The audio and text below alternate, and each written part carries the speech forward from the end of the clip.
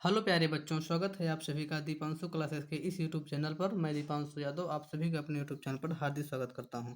बच्चों, आज हम आपको सिखाएंगे कि आपको बोर्ड परीक्षा में कॉपी कैसे लिखनी है। बोर्ड परीक्षा जो आपकी है 2024-25 वाली, 24 फरवरी का जो आपका पेपर है, उसमें आप कॉपी कैसे लिखेंगे। तो आपके लिए हमने मोबाइल के टेक्स्ट पर एक पीडीएफ है जो मॉडल पेपर आपका बोर्ड परीक्षा के द्वारा निर्धारित किया गया था, प्रतिदर्श प्रश्न पत्र 2024-25 वाला, उसी को हम लेकर आए हैं और इसी के माध्यम से हम आपको सिखाएंगे कि आप कॉपी कैसे लिखेंगे।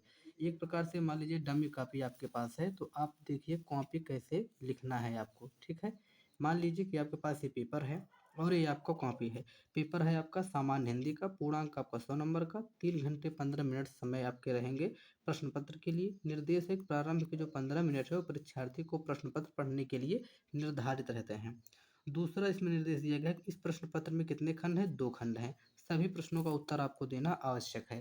सबसे पहले खंड का, तो आप लिखेंगे कैसे। मान लीजिए आपकी कॉपी है, अपना रोल नंबर भरने के बाद कॉपी में सबसे पहले खंड का आप ऐसे काली पेन से, काली के इसको स्केच से लिखिएगा ऐसे, खंड का, सुंदर से।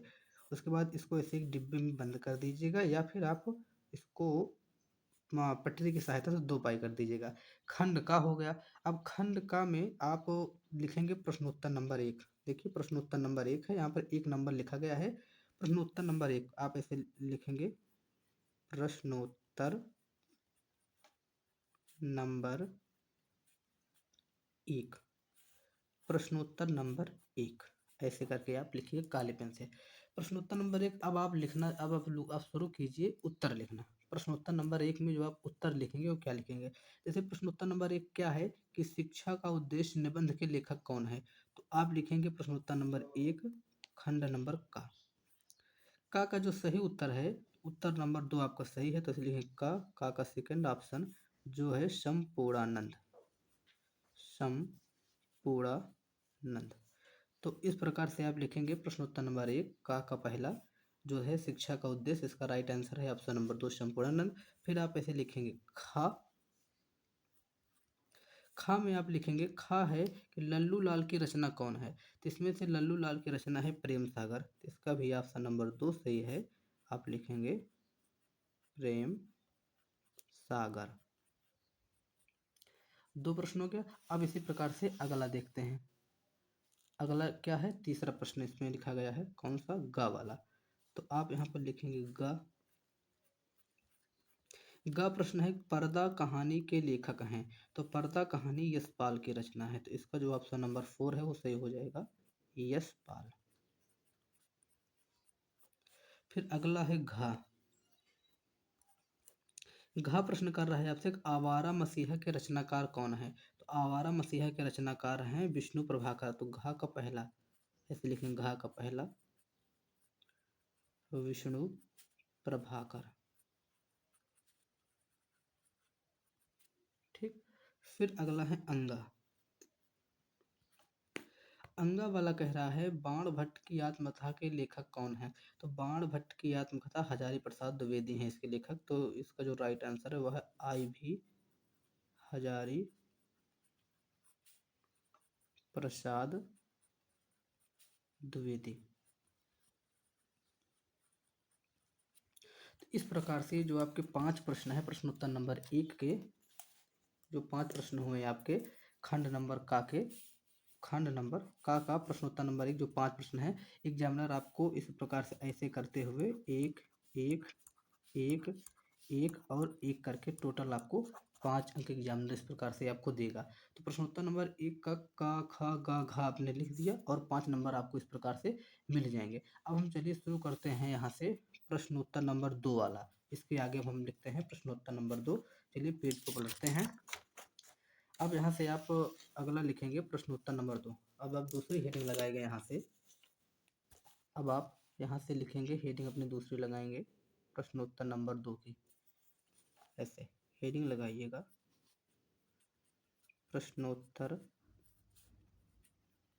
नंबर 2। प्रश्नोत्तर नंबर 2। प्रश्नोत्तर नंबर 2 का फिर आप इसी क्रम में लिखेंगे। प्रश्नोत्तर नंबर 2 का क्या कह रहा है? कामायनी किस युग की रचना है? तो कामायनी छायावाद युग की रचना है, तो इसका ऑप्शन नंबर 2 सही है। तो लिखेंगे 2 छायावाद, यानी कि छायावादी युग। अब आप देखेंगे दूसरा प्रश्नोत्तर नंबर 2 का पहला था छायावाद, इसमें दिया गया था ना प्रश्नोत्तर नंबर 2 कामायनी किस युग की रचना है। अब दूसरा है खा वाला प्रश्न है कि निम्नलिखित कवियों में से कौन प्रगतिवाद युग का है? तो निम्नलिखित में से कौन प्रगतिवाद युग के हैं? तो जो ऑप्शन नंबर 4 है रामधारी सिंह दिनकर जी। तो इसका ऑप्शन नंबर आई भी यानी चौथा सही हो जाएगा। रामधारी सिंह दिनकर, रामधारी सिंह दिनकर। फिर आते हैं प्रश्नोत्तर नंबर जो दूसरे का गा वाला खंड है। गा कह रहा है तार सप्तक का प्रकाशन वर्ष बताइए। तो तार सप्तक का प्रकाशन वर्ष है सन 1943, 1943 ईस्वी। तो इसका जो राइट आंसर है वो गा का है दूसरा 1943। अब आते हैं घा नंबर पर। हम घा क्वेश्चन कर रहा है द्विवेदी युग की रचना नहीं है। तो इसमें से द्विवेदी युग की रचना जो कामायनी है वही नहीं है, क्योंकि कामायनी छायावाद युग की रचना है। तो इसका जो राइट आंसर है वह है आई भी, कामायनी। कामायनी द्विवेदी युग की रचना नहीं है। हम चलते हैं प्रश्नोत्तर नंबर 2 का जो अंगा वाला प्रश्न है, और ये आखिरी प्रश्न है, इसको हल करते हैं। कह रहा है कि अष्टछाप के कवियों का संबंध भक्ति काल की किस शाखा से है? तो अष्टछाप के जो कवि हैं इनका जो संबंध है वो भक्ति शाखा के, कृष्ण भक्ति शाखा से इनका संबंध है, कृष्ण भक्ति शाखा से। तो इस प्रकार से प्रश्नोत्तर नंबर जो 2 है उसका भी आपके पास पूरा का पूरा हल हुआ। प्रश्नोत्तर नंबर 2 अब जब एग्जामिनर आपका देखेगा तो इस प्रकार से इसका ये वाला ऑप्शन सही तो इसका 1 नंबर, ये वाला है तो इसका 1 नंबर, इसका भी 1 नंबर, इसका भी 1 नंबर और इसका भी 1 नंबर। टोटल आपको 5 नंबर आराम से दे देगा। तो आपका 5 5 10 नंबर अच्छे से हो जाएंगे। अब हम इसके बाद चलते हैं जो हमारा गद्यांश है, गद्यांश कैसे आप लिखेंगे उसको देखते हैं। ठीक है भैया, चलिए देखते हैं गद्यांश वाला पोर्शन। क्योंकि यहाँ तक तो आपका बहुविकल्पीय था, अब यहाँ से आ जाता है प्रश्नोत्तर नंबर 3। आपके सामने मोबाइल के टेक्स्ट पर स्क्रीन में आपको दिख रहा होगा। यहाँ से आप लिखेंगे प्रश्नोत्तर नंबर 3। प्रश्नोत्तर नंबर 3 आपको इसी क्रम में लिखना है, और जैसे मैं बता रहा हूँ आप केवल ऐसे ही लिखेंगे। तो प्रश्नोत्तर नंबर जो 3 है, अब सबसे पहले आप कैसे लिखेंगे? तीसरा कह रहा है दिए गए गद्यांश पर आधारित निम्नलिखित प्रश्नों का उत्तर दीजिए। ये 5 × 2 10 नंबर का है। तो कैसा लिखते, कौन सा गद्यांश है? धरती माता की कोख में जो अमूल्य निधियां भरी हुई हैं, ये आपका गद्यांश है। तो लिखने का जो तरीका है वो है कि आप प्रश्नोत्तर नंबर 3 डालें, उसके बाद लिखें संकेत। क्योंकि आपको इतना बड़ा गद्यांश तो लिखना नहीं है, तो आप संकेत हेडिंग लगाइए। संकेत हेडिंग में आप लिखेंगे धरती माता। इतना लिखने के बाद आप डॉट डॉट डॉट डॉट करेंगे, और डॉट डॉट करने के बाद आप यहाँ पर लिखेंगे कि आवश्यक है, आवश्यक है। तो आपका संकेत पूरा हुआ। अब संकेत के बाद अब यहाँ से आप उत्तर लिखना प्रारंभ करेंगे। तो यहाँ पर आप लिखेंगे उत्तर, इस प्रकार से आप लिखेंगे यहाँ पर उत्तर। उत्तर में पहला उत्तर पूछ रहा है, इसका पहला उत्तर पहला कह रहा है कि उपर्युक्त गद्यांश का संदर्भ लिखिए। तो आप उपर्युक्त गद्यांश का संदर्भ लिखेंगे। तो आप संदर्भ कैसे लिखेंगे? संदर्भ आप लिखेंगे कि प्रस्तुत गद्यांश हमारी पाठ्यपुस्तक हिंदी के राष्ट्र का स्वरूप, राष्ट्र का स्वरूप नामक शीर्षक से लिया गया है। इसके लेखक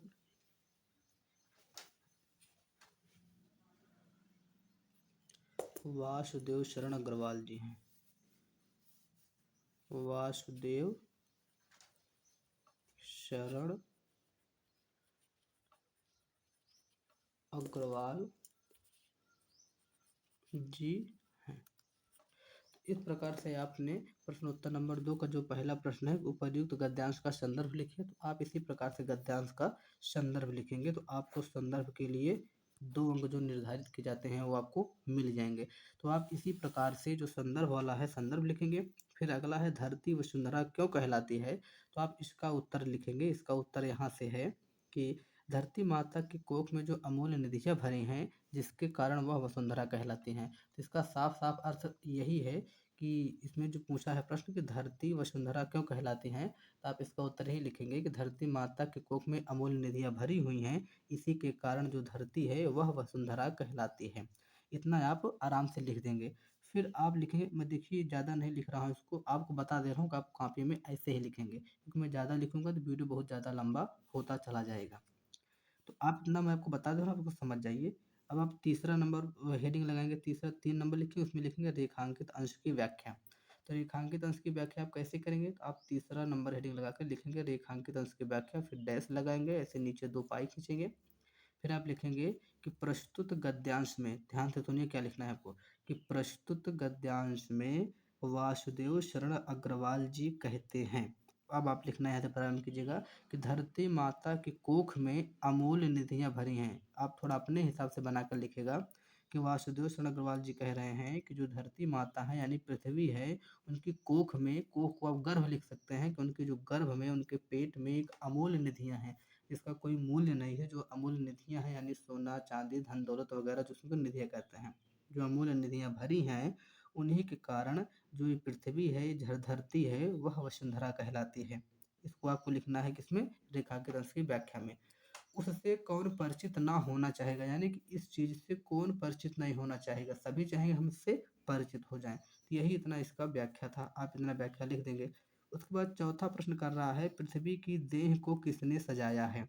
तो पृथ्वी की देह को पीस पीस कर अगणित प्रकार की मिट्टियों ने सजाया है। तो पृथ्वी की देह को किसने सजाया है, तो पहाड़ों को पीस करके जो अगणित मिट्टियां हैं उन्होंने पृथ्वी की देह को सजाया है। इसका उत्तर आपको यहाँ से मिल गया। अगला है कि भावी आर्थिक अभ्युदय हेतु हमें क्या करना चाहिए। इसका भी उत्तर आपको यहाँ पर मिल जाएगा कि हमारे भावी आर्थिक अभ्युदय के लिए सबकी जांच पड़ताल अत्यंत आवश्यक है। तो इस प्रकार से आप इन सबको पूरा हल कर लेंगे। उसके बाद अथवा वाला है, अगर मान लीजिए जब इसको नहीं कर पा रहे हैं तो अशोक का फूल उसी मस्ती में हंस रहा है, यह अशोक के फूल हजारी प्रसाद द्विवेदी वाले चैप्टर से है, आप इसको भी कर सकते हैं। उपयुक्त गद्यांश है, जैसे मैंने अभी आपको ये गद्यांश बताया है जिस प्रकार से लिखना है, जिस प्रकार से मैंने गद्यांश से बताया था इसी प्रकार से आप इसका भी गद्यांश लिख सकते हैं। सेम इसी प्रकार से आप इसका भी गद्यांश आराम से लिख दीजिएगा। फिर आप देखिए पूछ रहा है रेखांकित अंश की व्याख्या, तो आप इसका भी रेखांकित अंश की व्याख्या करेंगे। किस प्रकार से करेंगे, जैसे मैंने बताया, आप लिखेंगे कि प्रस्तुत गद्यांश में हजारी प्रसाद द्विवेदी जी कहते हैं कि पंडिताई भी एक बोझ है, जितनी ही भारी होती है उतनी तेज ही वो इंसान को लेकर डुबोती है। तो ये भी इसका अर्थ हो गया। अगला है कि गद्यांश का भाव स्पष्ट कीजिए। सॉरी, उससे पहले है लेखक क्यों कहता है कि उदास होना बेकार है।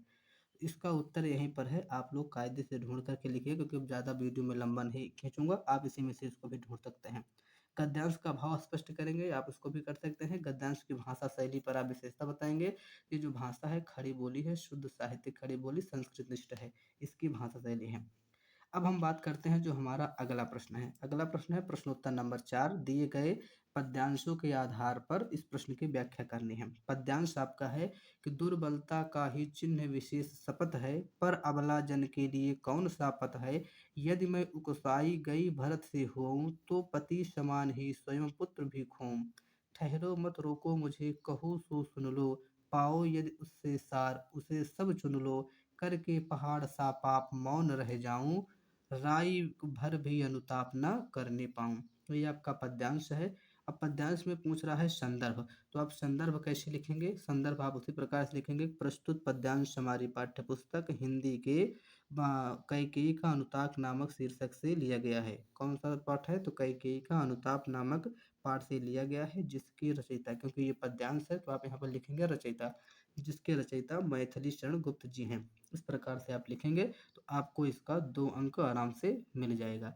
फिर आप रेखांकित अंश की व्याख्या करेंगे। रेखांकित अंश की जो व्याख्या हमारी है, आप कैसे लिखेंगे? आप लिखेंगे कि प्रस्तुत पद्यांश में मैथिली गुप्त जी कह रहे हैं कि जो कैकेयी हैं वो राम मर्यादा पुरुषोत्तम राम जी से कह रहे हैं कि दुर्बलता का ही चिन्ह विशेष शपथ है। यानी जो व्यक्ति दुर्बल होता है, जो किसी भी प्रकार का, जब वो उस स्थिति में नहीं रहता है कोई कार्य कर सके, तब वो शपथ खाता है। सामने वाले को विश्वास दिलाने के लिए वो शपथ खाने लगता है, कसम खाने लगता है। तो दुर्बलता का ही चिन्ह है वो क्या? तो शपथ। शपथ जो है वो दुर्बलता का है, एक चिन्ह है। पर अबला जन के लिए कौन सा पथ है? लेकिन जो अबला जन है उनके लिए यही तो एक पथ है जिससे वो साबित कर सकते हैं कि भैया हम सच्चे हैं, तो वो शपथ खाने लगते हैं। केवल इसका यही अर्थ है व्याख्या। करके पहाड़ तंब पाप मौन रह जाऊं, राई भर भी अनुताप न करने पाऊं। यहाँ पर कह रहे हैं करके पहाड़ सा पाप, यानी यहाँ पर उपमा दी जा रही है पापी किससे? तो पहाड़ से। यहाँ पर पूछ रहा है कि पंक्ति में अलंकार कौन सा है, तो आप इसमें आराम से अलंकार लिख सकते हैं कि इसमें उपमा अलंकार है। कह रहा है कि पद्यांश का भाव स्पष्ट कीजिए। तो कुल मिला के पद्यांश का भाव यही है कि कैकेयी को अपने जो कर्म किए हैं, उन्होंने जो मर्यादा पुरुषोत्तम राम जी को वनवास भेजे हैं, उस पर उनको बहुत ही पश्चाताप हो रहा है। तो कुल मिला के पद्यांश का भाव यही है। भाषा और विशेषता बताइए। यहाँ पे भाषा की विशेषता जो है एक खड़ी बोली में एक प्रकार से लिखा गया है। तो इस प्रकार से आप इसको करेंगे तो कितने नंबर आपको मिलेंगे? 5 × 2 यानी कि 10 अंक आपको मिल जाएंगे। अगर ये नहीं आ रहा है तो आप लिखेंगे कि लज्जाशीला पथिक महिला जो कहीं दृष्टि आए, होने देना वृकित वसना तो ना उसे सुंदरी को, जो थोड़ी सी श्रमिक वह ही गोद ले सलांतिक होना, ओठों की यो कमल मुख की मलनताएं मिटाना, कोई क्लांता कृषक ललना खेत में जो दिखावे जाता, कोई जलद यदि हो व्योम में तो उसे ला, धीरे धीरे परस उसकी क्लांतियों को मिटाना, छाया द्वारा शुकित करना तप्त भूतांगना को। ये आपका पद्यांश जो पहला चैप्टर है पवन दूत का, वहाँ से है। तो आप मन चाहे तो आप इसको भी कर सकते हैं। संदर्भ आराम से लिखेंगे। प्रस्तुत पद्यांश हमारी पाठ्य पुस्तक पवन दूतिका के पवन दूत का शीर्षक से लिया गया है, जिसके रचयिता हरिओध जी हैं।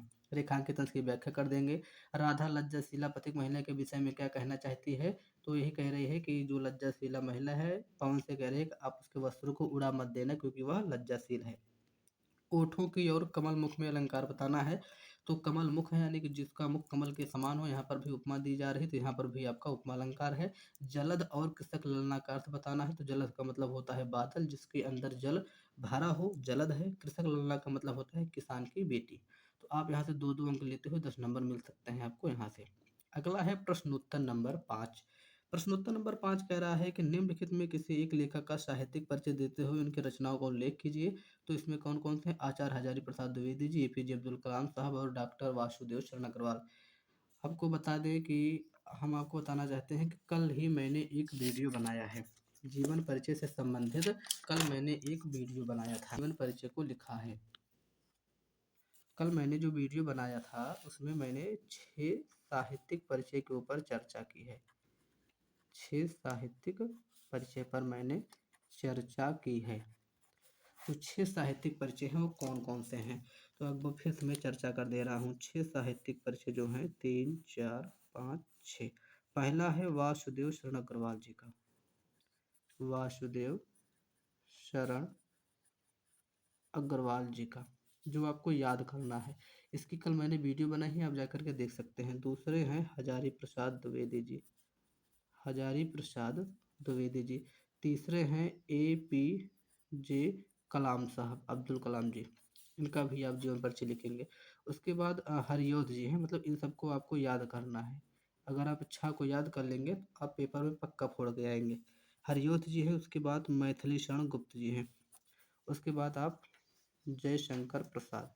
इन 6 जन का अगर आप साहित्यिक परिचय याद कर लेते हैं तो आपको कोई कठिनाई नहीं होगी। तो इसीलिए मैंने बताया कि आप इन 6 लोगों का साहित्यिक परिचय याद कर लीजिएगा। मैंने कल वीडियो बनाया था, तो आप लोग वीडियो को जा कर के ज़रूर देखिए। चलिए हम आपका यहाँ पर जो सॉल्व करवा रहे थे अपने टॉपिक पर आते हैं। हमारा था प्रश्नोत्तर नंबर 5 कि इसमें से आपको किसी एक का साहित्यिक परिचय लिखना है। तो जो मैंने 6 बताया, 6 में से देखिए तीनों फंस गए। आप कोई भी एक लिख दीजिएगा। चाहे आप आचार्य हजारी प्रसाद द्विवेदी का लिखिए, APJ अब्दुल कलाम साहब का लिखिए, डॉक्टर वासुदेव शरण अग्रवाल का लिखिए, किसी का भी आप लिख सकते हैं। अब हम चलते हैं खंड नंबर का। खंड नंबर का में पूछ रहा है भी, इसमें भी कह रहा है कि एक कवि का लिखना है। तो मैथिली शरण गुप्त, सुमित्र नंदन पंत, रामधारी सिंह दिनकर। मैंने जो पद में 3 कराए हैं उसमें देखिए मैथिली शरण गुप्त जी भी आ गए। तो इसी प्रकार से आपके पेपर में भी मिल जाएंगे। प्रश्नोत्तर नंबर 6 है, बहादुर अथवा पंचलाइन कहानी का उद्देश्य पर आपको क्या करना है, प्रकाश डालना है। तो आप बहादुर कहानी पर या फिर पंचलाइन कहानी पर अपने उद्देश्य को लिखिएगा। अधिकतम 80 शब्द हैं। अगर आपको बहादुर और पंचलाइन नहीं आ रहा है तो आप ध्रुव ध्रुव यात्रा जो कहानी है आप उसकी कथा वस्तु को अपने शब्दों में लिख सकते हैं। उसके बाद आते हैं प्रश्नोत्तर नंबर 7वें में। 7वां आपका है जो आपके सिलेबस में खंड काव्य लगे हुए हैं, आप उसको लिखिएगा। जैसे यहाँ पर जो हमारे यहाँ लगा है अमेठी वाले में, वहाँ पर है त्यागपति खंड काव्य। आप त्यागपति खंड काव्य का जो कथा वस्तु है वो संक्षेप में लिख सकते हैं। नहीं तो आप त्यागपति खंड काव्य के आधार पर हर्षवर्धन का चरित्र चित्रण लिख सकते हैं।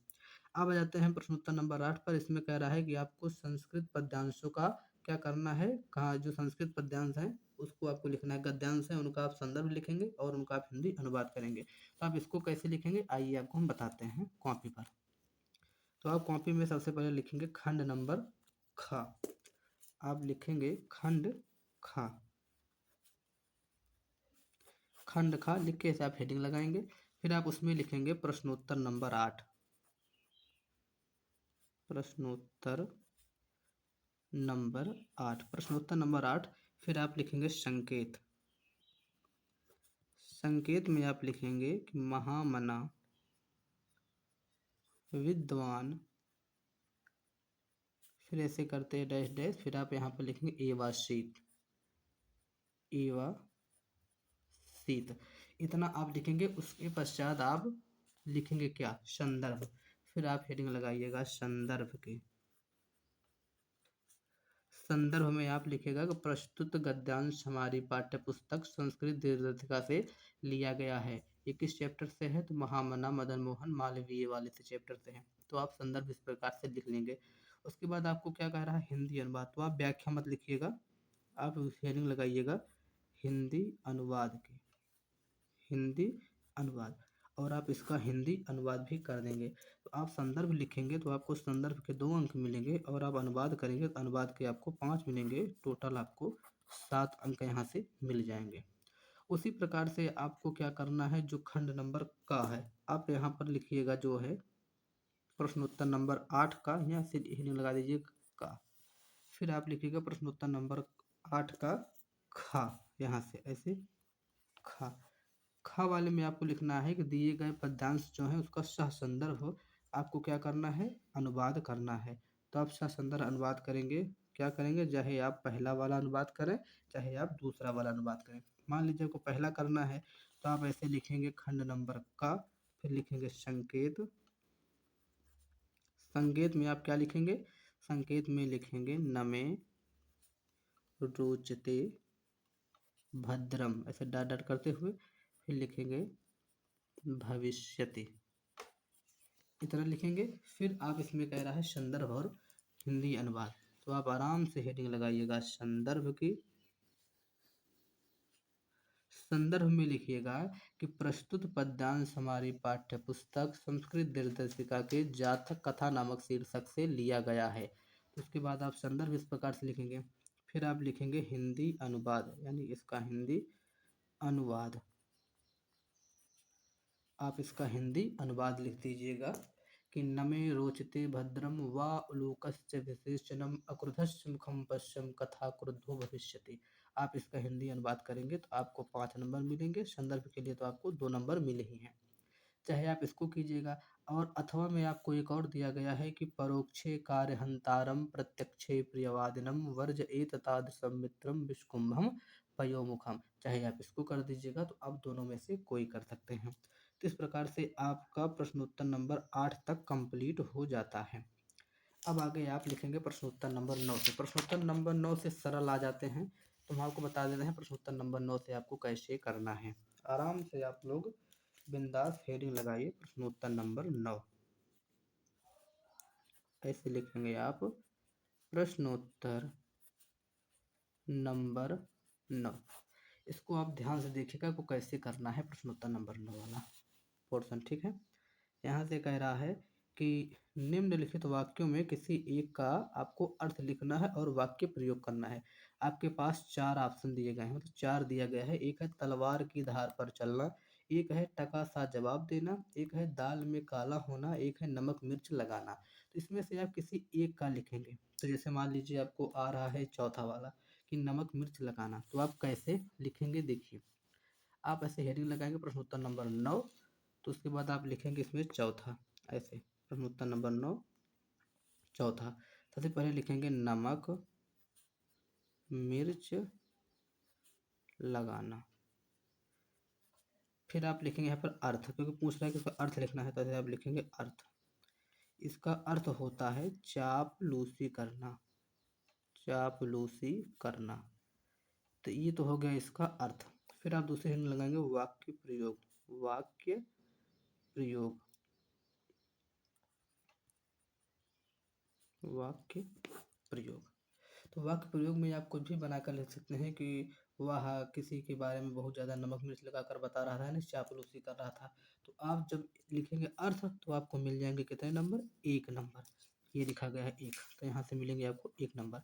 फिर आप जब इसका लिखेंगे वाक्य प्रयोग तो भी आपको मिलेंगे 1 नंबर। तो कितने अंक आपके हो जाएंगे, 2 नंबर। इस प्रकार से हो जाएंगे। अब प्रश्नोत्तर नंबर 9 के बाद से देखिए आप लोग प्रश्नोत्तर नंबर 10। प्रश्नोत्तर नंबर जो 10 आपका है, यहाँ से प्रश्न उत्तर नंबर 10, प्रश्नोत्तर नंबर 10 आपका है कि गद्यांश है एक। ये अपठित गद्यांश पर आधारित निम्नलिखित प्रश्नों का उत्तर देना है। आपके सामने ये गद्यांश दिया गया है, आप इस गद्यांश को आराम से पढ़िएगा। यह एक भूल है कि इच्छा, असंतोष, लोभ आदि के कारण मनुष्य अपने आगे बढ़ने के लिए प्रेरित होता है तथा समृद्धि प्राप्त करता है। वास्तव में इच्छा, असंतोष, लोभ आदि के कारण समाज में शोषण, कुटिलता, अत्याचार, भोग वृत्ति एवं अशांति को प्रोत्साहन मिला है।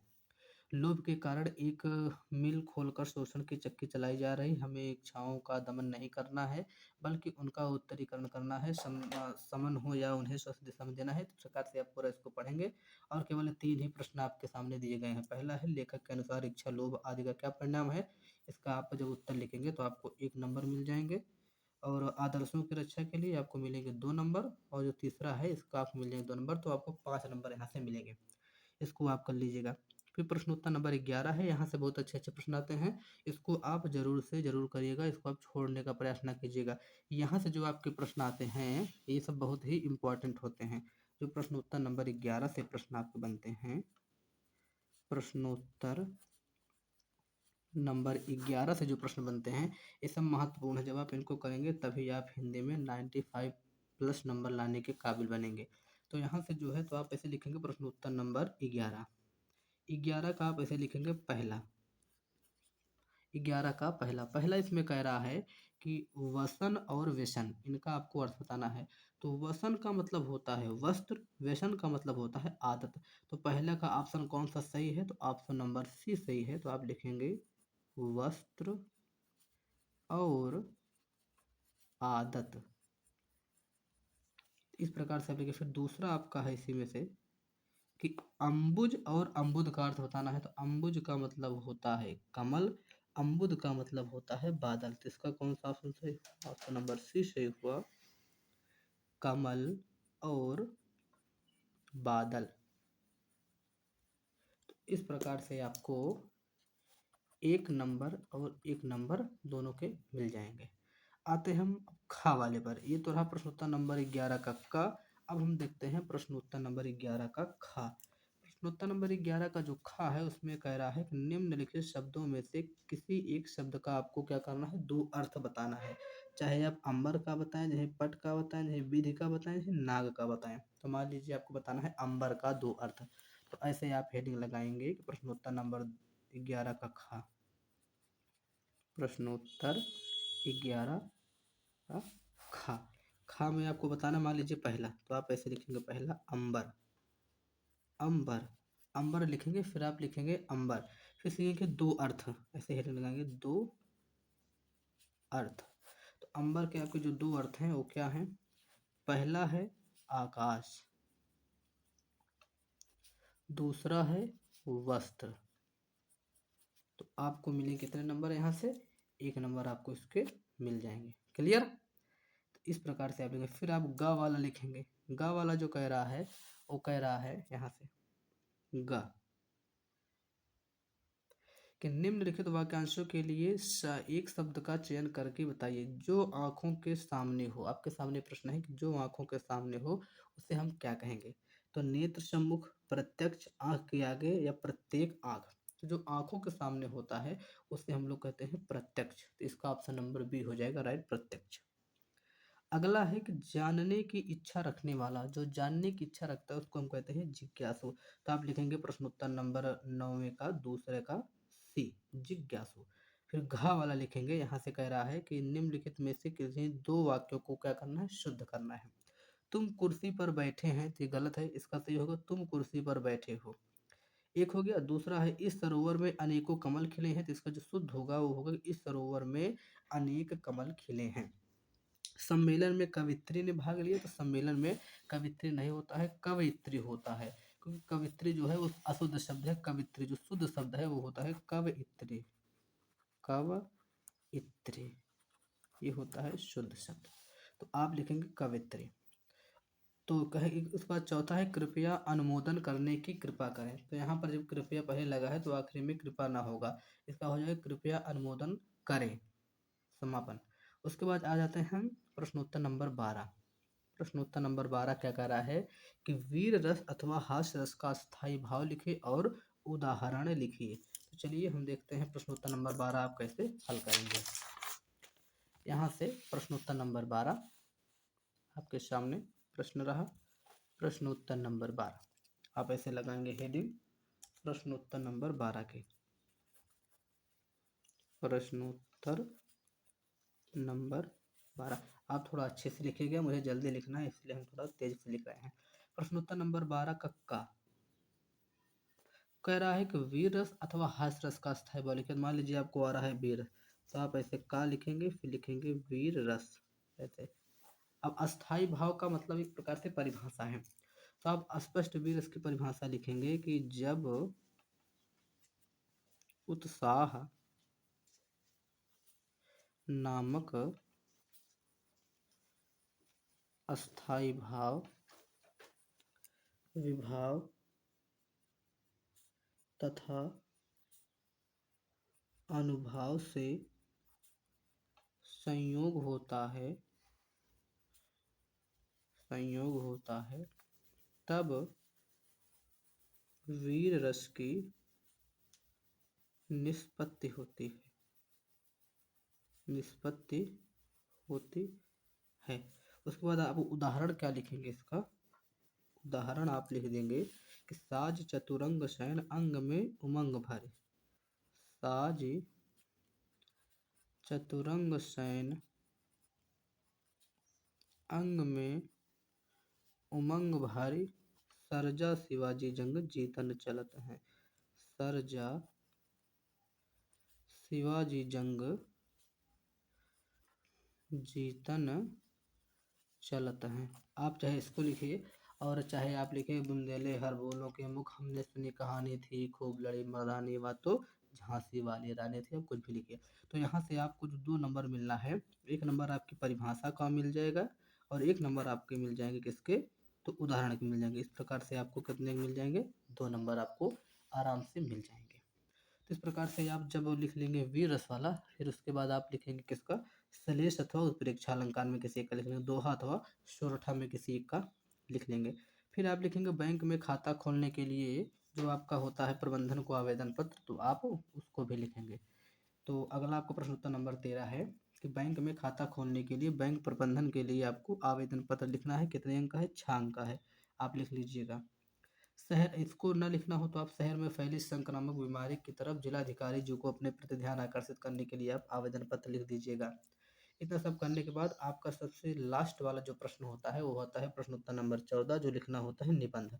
आपको निबंध जो लिखना है वो निबंध आपका आता है कितने नंबर का, तो निबंध आता है आपका 2 + 7 = 9 नंबर का। अब 2 + 7 का क्या मतलब है, तो 2 नंबर जो होता है वो होता है आपकी रूपरेखा के, और जो 7 नंबर होता है उसका होता है आगे जो विस्तृत है आपका उसका। अब हमको बताते हैं आपको निबंध कैसे लिखना है। आपको बता रहे हैं कि निबंध आपको कैसे लिखना है। निबंध लिखने का जो तरीका है वो क्या होना चाहिए। आप सबसे पहले हेडिंग लगाएंगे इस प्रकार से, प्रश्नोत्तर नंबर 14। प्रश्नोत्तर 14। प्रश्नोत्तर नंबर 14 जैसे है, इसमें कह रहा है कि देश में बेरोजगारी की समस्या, आतंकवाद की समस्या, वृक्षारोपण का महत्व, विद्यार्थी और राजनीति, देश की समृद्धि और विकास में समाचार पत्रों की भूमिका। तो इसमें से जैसे मान लीजिए आपको ये करना है, जैसे मान लीजिए आतंकवाद की समस्या और समाधान है, तो आप हेडिंग ऐसे लगाइएगा कि आतंकवाद की समस्या, आतंकवाद की समस्या एवं समाधान। समाधान ये आपका टॉपिक का जो क्या है, शीर्षक है निबंध लिखने का। तो आपको 2 नंबर प्राप्त करना है, तो आप सबसे पहले लगाएंगे रूपरेखा। रूपरेखा आप लिख देंगे तो आपको 2 नंबर मिल जाएंगे। आप ऐसे लिखेंगे रूपरेखा। रूपरेखा में सबसे पहले आप क्या क्या लिखना है उसको लिखेंगे। रूपरेखा में आप सबसे पहले लिखेंगे प्रस्तावना। प्रस्तावना में आप पूरा बताएंगे, फिर लिखेंगे आतंकवाद का अर्थ। आतंकवाद का अर्थ कि आतंकवाद का मतलब कि अर्थ ही क्या होता है, आतंकवाद किसे कहते हैं। तो आतंकवाद का अर्थ लिख लेंगे। फिर आप हेडिंग लगाएंगे कि आतंकवाद की समस्या क्या है। आतंकवाद से जो समस्या है तो उसे आतंकवाद से समस्या। फिर आप चौथी हेडिंग लगाएंगे, फिर आतंकवाद का समाधान क्या है उसको आप लिखेंगे। आतंकवाद का समाधान क्या है। फिर आप आखिरी हेडिंग लगा देंगे निष्कर्ष के, कि आपको पूरे निबंध में क्या निष्कर्ष निकला। तो इस प्रकार से आप जब रूपरेखा बना देंगे, तो जो एग्जामिनर है जो आपकी कॉपी चेक करेगा, तो आपकी इस रूपरेखा को जब वो देखेगा तो आराम से आपको रूपरेखा के कितने नंबर दे देगा, +2 नंबर आपको रूपरेखा के वो दे देगा। तो आपको निबंध इसी प्रकार से, तो मान लीजिए केवल हमने आतंकवाद की समस्या पर बताया, आप देश की बेरोजगारी पर लिख सकते हैं, वृक्षारोपण पर लिख सकते हैं, विद्यार्थी जीवन पर लिख सकते हैं। इसी प्रकार से आप चाहे जिस पर लिखना चाहते हैं आप लिखें। आपका जो तरीका होगा वही रहेगा कि आप प्रस्तावना लिखेंगे, मतलब एक प्रकार से रूपरेखा आप जरूर बनाएंगे। रूपरेखा आप जरूर बनाएंगे। तो ठीक है, इन्हीं सब के साथ आज का हम वीडियो करते हैं समापन। आप लोग का पेपर है कल। कल है 24 फरवरी। तो आप लोग आराम से जाइए, अपना पेपर मस्ती से दीजिए। पेपर देने के बाद आइएगा, कमेंट करके बताइएगा कि आपका क्या क्या फंसा। अभी आपके पास लगभग कितने घंटे का समय है, 10-12 घंटे का समय है। 10-12 घंटे का आपके पास समय है, तो 10-12 घंटे तक आप आराम से पढ़िए। आपके पास जो कुछ आपको ना आ रहा हो उसको, जैसे अभी मैं आपके पास एक वीडियो लिंक इसका लगाएंगे पद्यांश का, कि पूरी किताब में से जो महत्वपूर्ण पद्यांश हैं आप कौन कौन तैयार कर ले कि आपका फंस जाए। तो आप इस वीडियो को जरूर देख लीजिएगा। गद्य साहित्य जो आपका है और पद्य साहित्य है, गद्य साहित्य से 40 प्रश्न और पद्य साहित्य से लगभग 30 से 35 प्रश्न की एक वीडियो हम बना रहे हैं। आप ये वाला भी वीडियो देखिएगा तो आपको यहाँ से बहुत सारे बेनिफिट मिल जाएंगे। तो चलिए फिर वीडियो का समापन करते हैं। आप सभी लोग खुश रहें, प्रसन्न रहें, मुस्कुराते रहें। फिर मिलेंगे किसी और वीडियो, तब तक के लिए बहुत बहुत धन्यवाद।